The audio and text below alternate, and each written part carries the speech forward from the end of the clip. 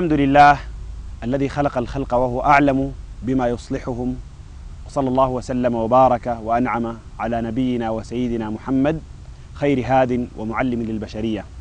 محلولة بإذن الله تعالى. هذه سلسلتنا معكم أيها الإخوة المشاهدون وأيتها الأخوات المشاهدات، نناقش فيها مجموعة من مشاكلنا التي نعاني منها، والتي يجب أن نؤمن بأنها محلولة، لأن الله سبحانه وتعالى الذي خلقنا تكفل لنا بإرشادنا لكل ما يصلحنا في أمر ديننا ودنيانا. فالإسلام دين للحياة، الإسلام دين للسعادة، الإسلام كمال في الدين والدنيا. اللهم صل وسلم وبارك وأنعم على أشرف المرسلين الذي ما أرسله الله تعالى إلا ليكون هداية للناس في كل أمورهم. كم أتاه صلى الله عليه وسلم من محزون فكان كلامه صلى الله عليه وسلم بلسما وزوالا لحزنه.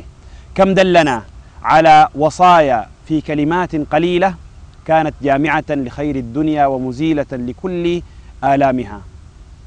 يقول صلى الله عليه وسلم: احرص على ما ينفعك واستعن بالله ولا تعجز. كلها توجيهات أساسية. التوجيه الرابع توجيه إذا حصلت المشكلة. يقول صلى الله عليه وسلم: وإن أصابك شيء فلا تقل لو أني فعلت كذا لكان كذا وكذا، ولكن قل قدر الله وما شاء فعل. ولكن قل قدر الله وما شاء فعل، يعني هذا قدر الله. فهذا الدين تكفل بكل شيء حتى في المشاكل، ثم بين رسولنا الكريم صلى الله عليه وسلم علة ذلك حيث قال: ولا تقل لو أني فعلت كذا وكذا، لو أني فعلت كذا لكان كذا وكذا، ولكن قل قدر الله وما شاء فعل، فإن لو تفتح عمل الشيطان.